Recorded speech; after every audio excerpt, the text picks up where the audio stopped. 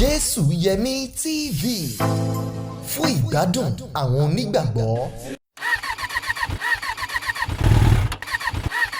Ajé ìgbé kí ló dé tó ń laagun yọ̀bọ̀ nídìí ọ̀kadà báyìí. wo ó tiẹ̀ ti wá tójú sú mi bí n bá pààrọ̀ ẹ̀yà ara ọ̀kadà fóníbàárà mi lónìí ká tó rọ́jọ́ méjì sí mẹ́ta ó tún ti bàjẹ́ padà wọ́n á tún ti rù ú dé. alábàjọ tí àwọn oníbàárà rẹ ṣe ń gbé ọ̀kadà wọn wá sọ́dọ̀ mi láti wá túnṣe. kódà ó tiẹ̀ ti wá fẹ́ lé mi lóko gbèsè àfi bí ẹni táyé ń ṣe. Ajé ìgbé ayé kankan ò ṣe ọ́. àìmọ̀ ojúlówó ẹ̀yà ara alùpùpù ní ìṣòro rẹ̀. Ṣòróró motorcycle spare part ní ọ̀nà àbáyọ fún ẹ̀yà ara alùpùpù tí yóò ṣe déédéé bí eléyìí tó bá wá fún oríṣiríṣi ọ̀kadà bíi Bajaj CD110 CB125 AS100 Ajwe125 TBS àti bẹ́ẹ̀ bẹ́ẹ̀ lọ. Ṣòróró motorcycle spare part tí iléeṣẹ́ Shalin motorcycle spare part ṣe jáde ní kẹ́ ẹ béèrè fún. ìròyìn ayọ̀ rèé fún gbogbo ẹ̀yin tẹ́ ń tún alùpùpù ṣe motorcycle ẹ̀yin tẹ́ ń lo alùpùpù àti ẹ̀yin ọlọ́kadà tẹ́ ń fi ọ̀kadà ṣiṣẹ́ láti béèrè fún Ṣòróró motorcycle spare part. àwọn bó gan láti lè ríra. ẹ̀yin ẹ ṣáà ti béèrè fún Ṣòróró motorcycle spare part níbi gbogbo tí wọ́n bá ti ń ta ojúlówó ẹ̀yà ara alùpùpù ní àgbègbè yín. torí Ṣòróró motorcycle spare part ó lálòpẹ́ ó sì fini lọ́kàn balẹ̀. Ṣòróró motorcycle spare part ojúlówó tó yàtọ̀ sí gbàrọ̀ gùdù.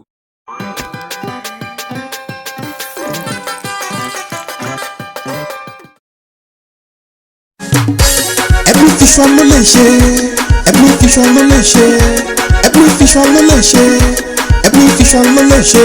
Gbogbo instrument pátá tẹ fẹ́ ilé-iṣẹ́ wo ló wà ẹ jẹ́ ká lọ. Every vision ló lè ṣe, every vision ló lè ṣe, every vision ló lè ṣe, every vision ló lè ṣe. Gbogbo instrument pátá tẹ fẹ́ ilé-iṣẹ́ wo ló wà ẹ jẹ́ ká lọ. Every visual and sound store ojúlówó ilé iṣẹ́ tó ń ta public address systems imported speakers drum sets keyboard wireless microphone guitars conga drums live mixer àti general electronic supplies tààràtà ni ẹ máa bọ̀ ní opposite ìta Balógun street àgọ́-òkú Ṣàpọ́n Abẹ́òkúta telephone 081-584-86002 tàbí 080-644-85865 Ebony Visual Sound Stores débẹ̀ kò confam. à ń fi àkókò yìí kí wá pé a kú dédé àsìkò yìí ètò yín ètò wa ìfọ̀rọ̀wérọ̀ pẹ̀lú àwọn oníwàásù ìjọ Kristi òun náà lẹ̀ ń wò lọ́wọ́lọ́wọ́ abala tẹ̀ ń wò lọ́wọ́lọ́wọ́ òun ní abala ẹ̀kọ́ tí a máa ti ń jẹ́ káwọn oníwàásù kó ṣàlàyé àwọn ẹ̀kọ́ tó ṣe kókó èyí tó ń da aráyé láàmú àlejò wa ìránṣẹ́ Ọlọ́run tí wọ́n tó máa bá wa yànnàná ẹ̀kọ́ tí òní wọ́n ti wà lórí ìjókòó àwọn ni oníwàásù tí wọ́n jẹ́ ìránṣẹ́ Ọlọ́run alààyè Ọpẹ́mípọ̀ Olúṣọlá Olúṣẹ́gun tí wọ́n ń bá ìjọ Kristi tó ń péjọpọ̀ ní ìjọ agbègbè Ìta Fàájì ní ìlú Ìbàdàn tí wọ́n ń bá wọn ṣiṣẹ́ ṣùgbọ́n a wá fẹ́ àkókò yìí dúpẹ́ lọ́wọ́ àwọn onígbọ̀wọ́ ètò yìí Maxwell Ventures tí wọ́n ń ta spare parts ọ̀kadà àti Ebenezer Virtual Sound and Stores ajá máa wá ìbùkún Ọlọ́run ò ní fi í sílẹ̀ lórúkọ Jésù ẹ jẹ́ ká lọ sínú ìbéèrè pẹ̀lú arákùnrin wa ẹ kú ìjókòó sà.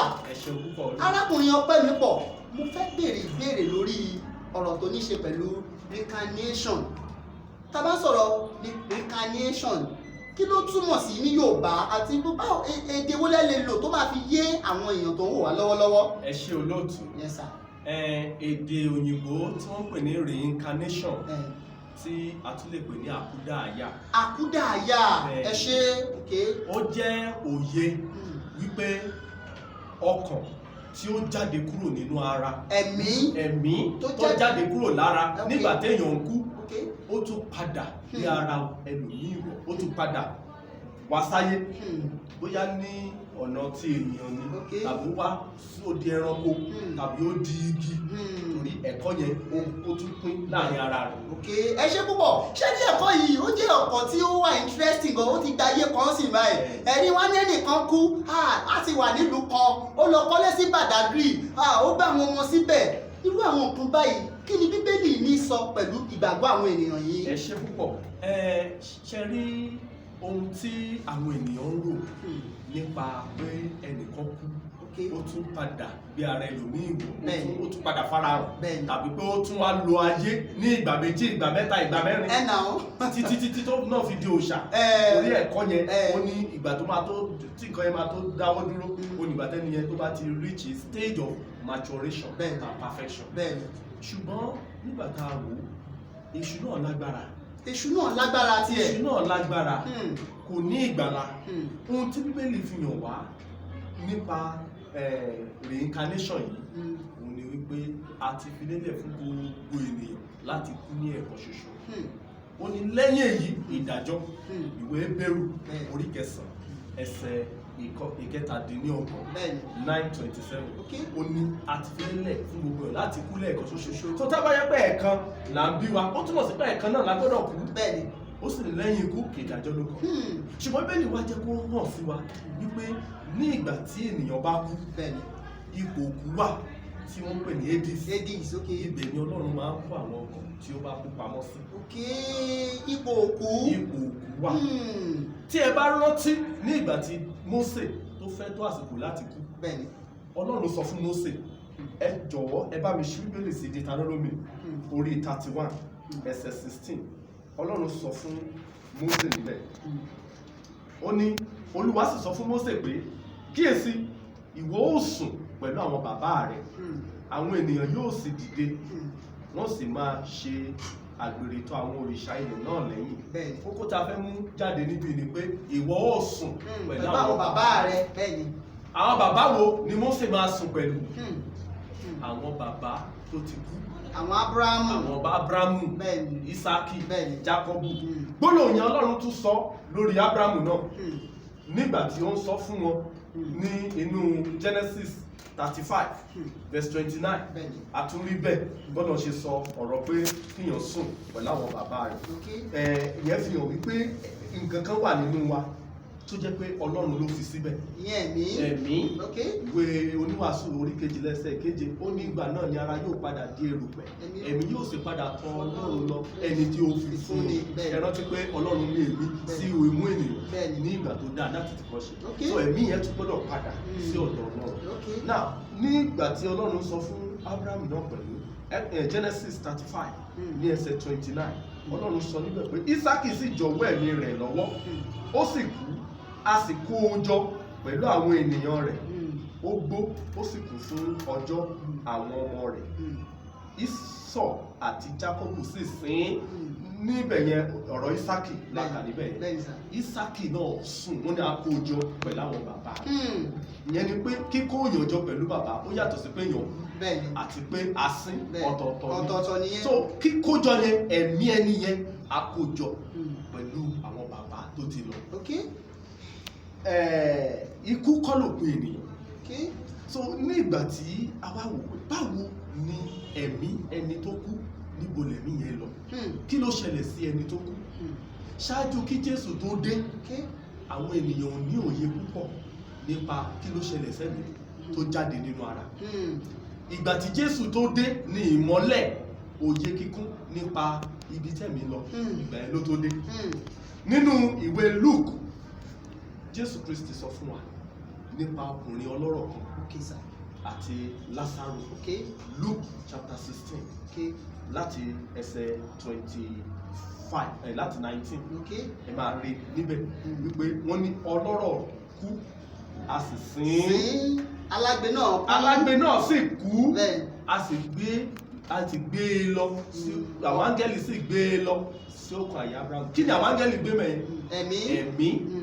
ọlọ́rọ̀ náà tó kú wọ́n sìn alágbe náà kú wọ́n sìn ṣùgbọ́n ìyàtọ̀ wà nínú àwọn méjèèjì.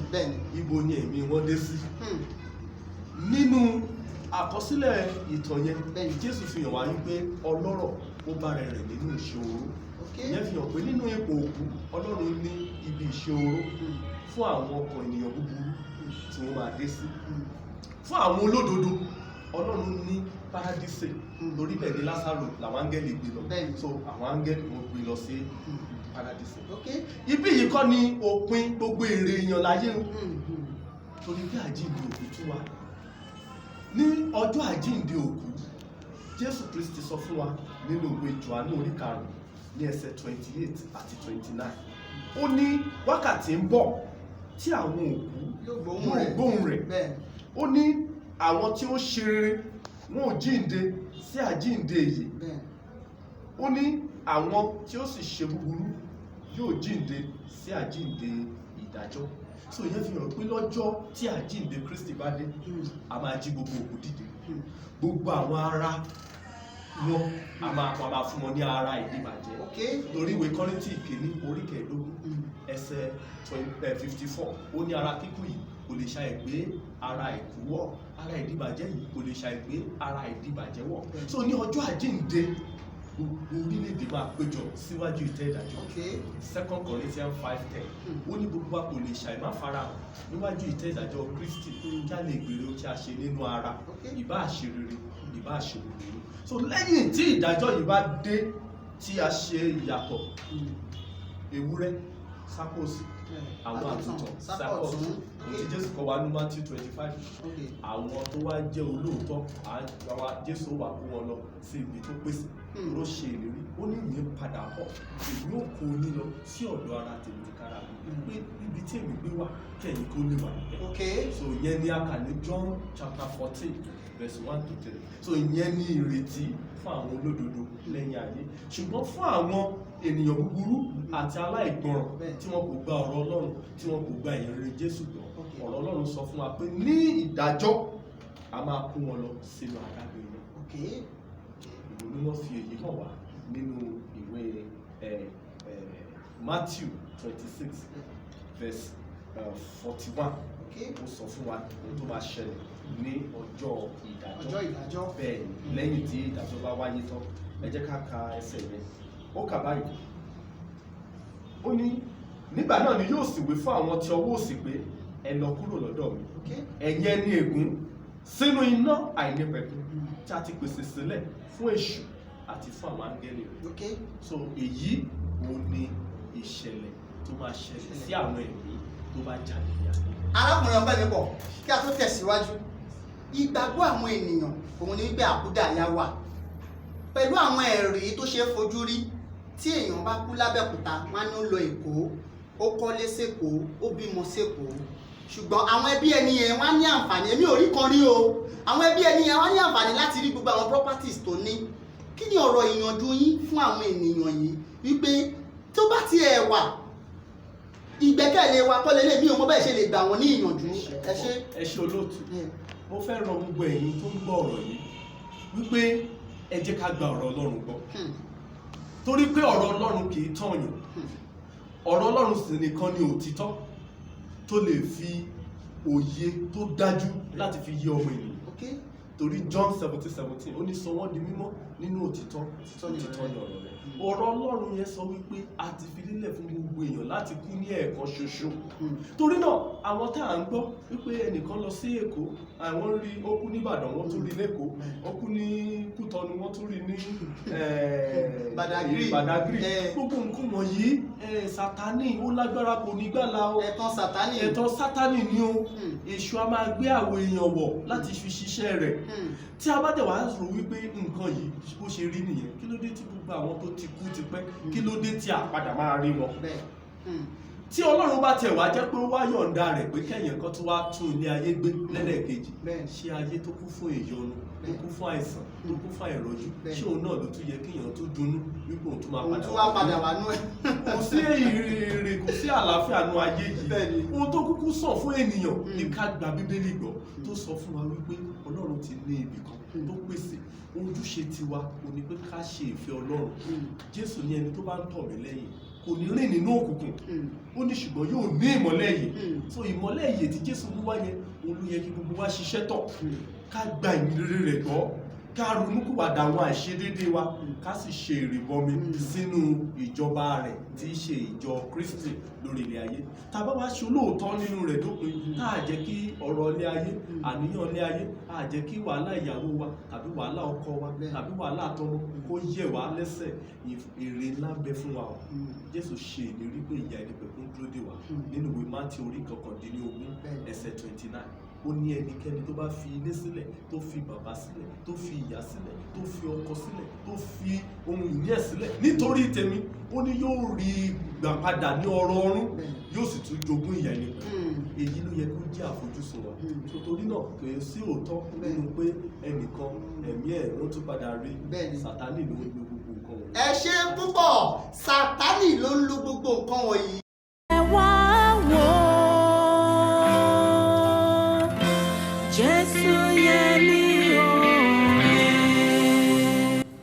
káàbọ̀ padà arákùnrin Ọpẹ́mipọ̀, kí a tó mú ẹ̀kọ́ ìwá sí ìdánudúró, ǹjẹ́ ṣé ó tún ní ọ̀rọ̀ ìyànjú yín lórí ẹ̀kọ́ àkúdàáyá ìtorí ẹ̀kọ́ tó ń da ayé láàmú ni? Ẹ ṣé púpọ̀ fún àǹfààní tẹ́ fi fún mi. Nǹkan ni mo fẹ́ kí ó yí gbogbo ẹ̀yin tó ń gbọ́ ọ̀rọ̀ yìí wípé dídá tí Ọlọ́run dá ènìyàn, àwòrán Ọlọ́run ni ó dá wa. Ní ìgbà tí ó dá ènìyàn, ó ní a dá ní àwòrán Ọlọ́run. Ìyẹn fi hàn wípé àwòrán Ọlọ́run tó wà nínú wa ní ẹ̀mí èyí tí kì í kú tó wà nínú wa.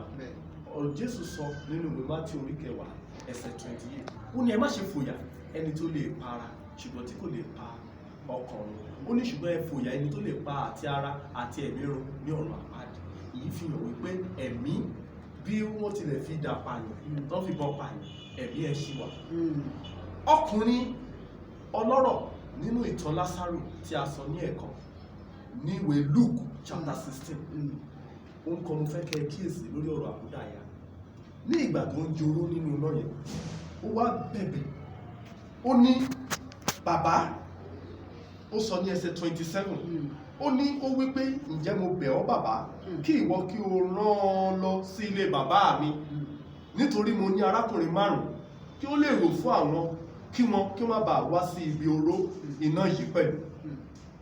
Wọ́n sì wí fún un pé wọ́n ní Mósè àti àwọn wòlíì kí ó gbọ́ tiwọn. Ó sì wí pé bẹ́ẹ̀ kọ́ bàbá Abrahamu, ṣùgbọ́n bí ẹnìkan bá tinú òkú tọ̀ wọ́n lọ, wọ́n ò ronúpìwàdà. Ó sì wí fún un pé bí wọn kò bá gbọ́ ti Mósè àti àwọn wòlíì, a kì yóò yí wọn ní ọkàn padà bí ẹnìkan tilẹ̀ ti inú òkú jáde wá.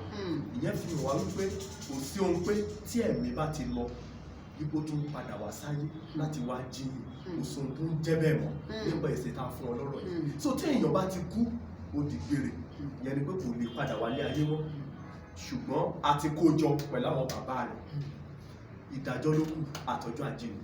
Ṣùgbọ́n ìrètí wà wípé a máa padà rí gbogbo àwọn tí ó ti kọjá lọ. Ìyẹn ni ìrètí. Ẹ rántí pé nígbà tí Jésù kú lórí àgbélébùú, ǹjẹ́ ẹ rántí ìṣẹ̀lẹ̀ tó ṣẹlẹ̀? Wọ́n ní àwọn bojì ṣí, gbogbo àwọn tó ti kú, àwọn ẹni mímọ́ ti pẹ́, gbogbo wọn jáde nínú òkú. Ìyẹn fi hàn wípé alààyè ẹ̀mí ènìyàn sì wà láàyè bó tilẹ̀ jẹ́ pé ó gbọ́ àgọ́ ara yẹn sílẹ̀. So kí ẹnikẹ́ni nínú wa, yálà ẹ jẹ́ ará nínú ìjọ Ọlọ́run, ẹ jẹ́ ká jó lótìtọ́, ká má rò pé gbogbo ohun tá à ń ṣe ó gbé, èrè wà fún gbogbo rẹ̀. Fún ìwọ tó sì já láìṣòótọ́, má rò pé bóyá tó bá ti kú ó ti tán nìyẹn, ìdájọ́ ń bẹ, ìjìyà wà. So torí náà ó sàn ká gbé ayé ẹ̀kan ṣoṣo tá a wá yìí, ká lò fún Kristi, ká lò fún ìfẹ́ Ọlọ́run, á sì gba èrè tó dára ní ìkẹyìn ayé. Èyí ni ó dára jùlọ fún wa.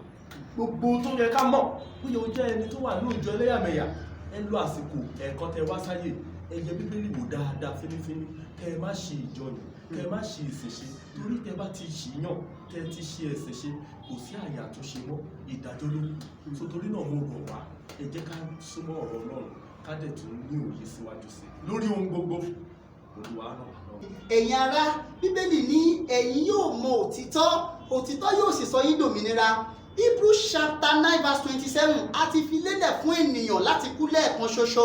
Lẹ́yìn èyí, ìdájọ́ ni. Ẹ má jẹ́ kí a máa gba nǹkan tí ò yẹ ká gbàgbọ́, ká máa gbàgbọ́ pé àkúdàáyá kan wà, ẹ̀tàn Sátánì ni. Ẹnikẹ́ni tó bá kú, wọ́n ti sọ nǹkan tí ẹ̀mí ẹ̀, ibi tẹ̀mí ẹ̀ ń lọ fún wa. Tó bá jẹ́ olóòótọ́ tàbí aláìṣòótọ́, ó níbi tí Ọlọ́run sọ wípé ó máa lọ. Ẹ jẹ́ ká gba ọ̀rọ̀ Ọlọ́run gbọ́, ká jẹ́ kí ọ̀rọ̀ Ọlọ́run kó ṣàkóso ayé wa. Tí ẹ bá wá ní ìbéèrè tàbí àkíyèsí tàbí àyọkúrò nínú ohun tí ìránṣẹ́ Ọlọ́run Ọpẹ́mipọ̀ ti sọ, ẹ lè pè wọ́n sórí nọ́mbà tó ń farahàn lórí screen lọ́wọ́lọ́wọ́ yìí. Tí ẹ bá dẹ̀ pè wọ́n, mo gbàgbọ́ pé wọ́n á dá yín lóhùn. Ṣé máa dá wọn lóhùn sà? Máa dá wọn lóhùn. Ẹ ṣé púpọ̀, Ọlọ́run máa dá yín lóhùn. Ọpẹ́ pàtàkì lọ́wọ́ àlejò wa. Jésù Yẹmí TV fún ìgbádùn àwọn onígbàgbọ́. Till he returns or calls me home.